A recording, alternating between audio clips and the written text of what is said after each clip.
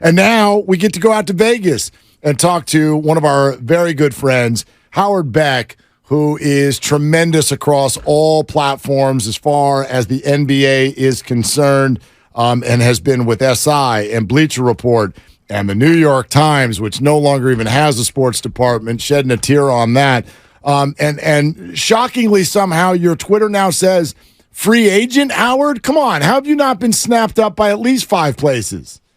What's happening, man? Good to talk to you guys.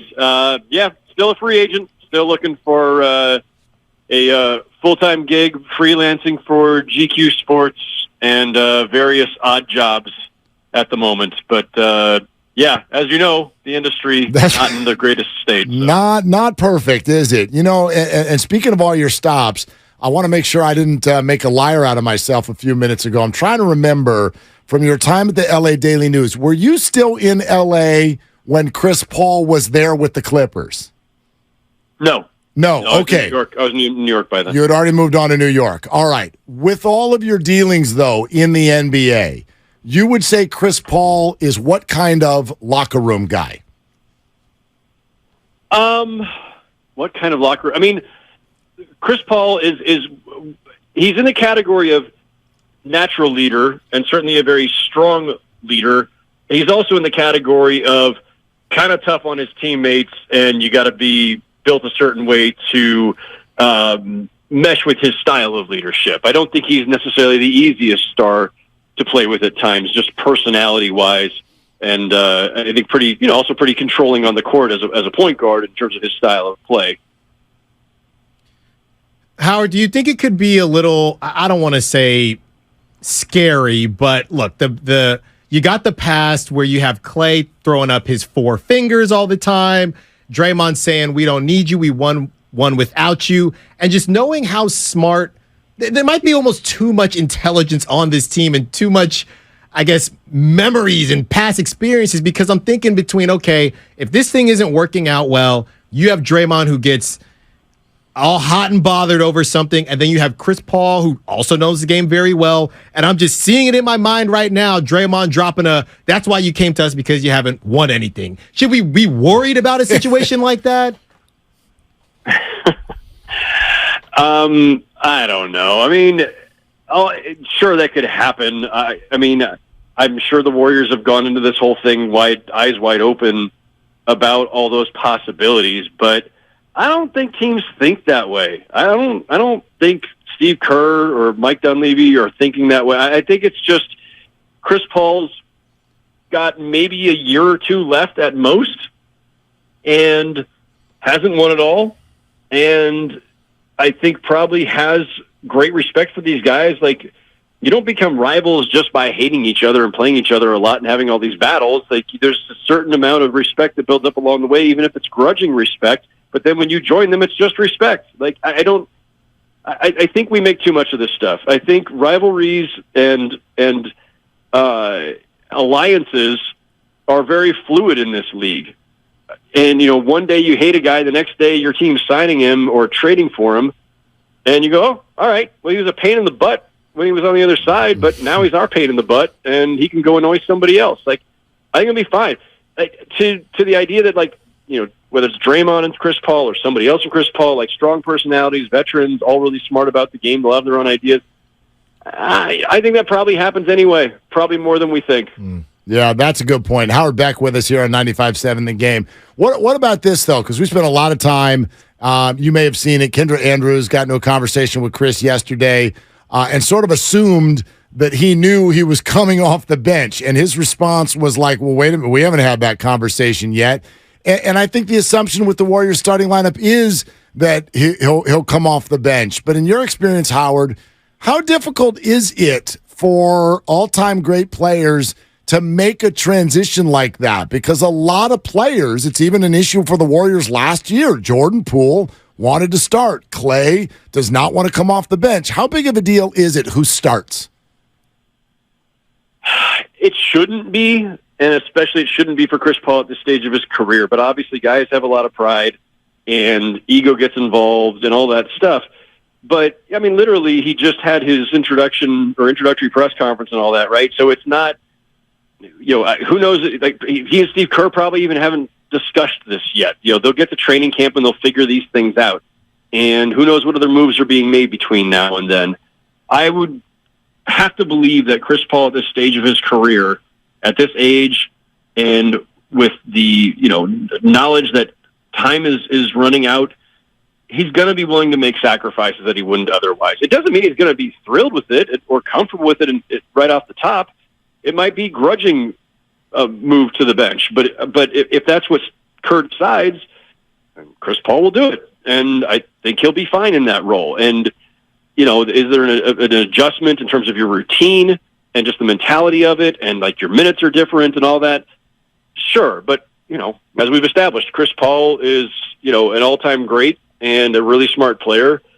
He'll figure it out. I don't think that's that big of a concern, and it shouldn't be that big of a deal. And if I think generally in this league, if you think that the sacrifice you're being asked to make, whether it's minutes, starting versus bench, shots, whatever, as long as you can see the logic behind it and the payoff, then guys are usually willing to do it even if they're not thrilled about it. Howard, you've been talking a lot about just where Chris Paul is in this career, and we know about the trade, obviously, and how much younger Jordan Poole is. Do you feel like the Warriors just straight up, did they get better? And in terms of how the league and media around the league view the Warriors, do they think that they got better? And do they, I don't want to say worry about them, or where are they on their list of, all right, you always got the Warriors. Do you think the Warriors got better? And where does everybody kind of view the Warriors at this stage compared to the other teams in the league? I haven't really polled folks recently. I mean, I'm at Summer League and I've seen some folks, but I've been running around like a madman and haven't really, had those conversations. I also we're mid-July, and I think most major moves are done, but we're still waiting on a Dame Lillard trade and a James Harden trade potentially, and probably some other stuff that we can't even foresee. I feel like it's a little too soon to kind of re-rank the league, but did they get better? I think they did. Let's assume health for the moment, right? We know that Chris Paul is usually going to miss 15, 20 games, whatever. But just assuming health, Chris Paul does not have Jordan Poole's, pop and athleticism, but he's a really efficient player and a really smart player, and he's going to put guys in better positions to succeed when he's out there as the point guard when Steph is on the bench.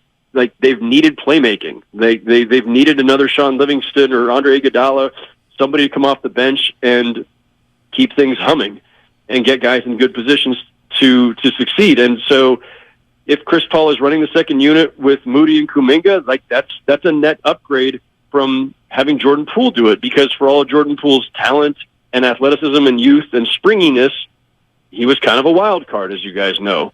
So I think short term, I like that trade-off. And Dario Saric is a really nice addition. I like the fact that they're going all veteran right now. I think that's the right way to go. The future doesn't matter as far as I'm concerned. You guys have heard me say it before. The future is irrelevant. Steph is there now. Find the best players who can help him now. Yeah, I think that's really well said. Howard Beck with us, 95.7 The Game. You mentioned the Dame Lillard thing, and it feels like we're all waiting, and the Blazers said, hey, you may be waiting months. What do you think happens here? How's this going to end? No clue. I don't buy the idea that it is a done deal. He's going to end up in Miami. If it were that simple, he'd already be there. Clearly, the Portland Trail Blazers do not see a two-way deal with the Heat that makes sense for them. And people can argue it all they want. I've heard people say, people are underestimating or underrating the Heat's offer, or they're not taking into account the fact that Dame is 33 and has all these years left on his deal, and you're taking on this contract that could end up being, problematic in this later year. People can make all those arguments they want. None of that matters. The only thing that matters is, do the Blazers see a deal that makes sense for the Blazers? Damian Lillard does not have a no-trade clause. He is not a walk-away free agent, at the end of next season. He's got multiple years left. He doesn't have as much leverage as being portrayed. And yes, he can certainly scare off teams by saying, I don't want to be with your team. But ultimately, he has to report. There are no holdouts in the NBA except for one, and I don't think anybody else wants to be the next Ben Simmons. And I don't think Damian Lillard, with his track record of professionalism and dedication to the game, and the fact that he has played it at a high level, is an all-time great, is on the 75th anniversary list. Damian Lillard's not the guy who's going to say, I'm not showing up. It's just not going to happen.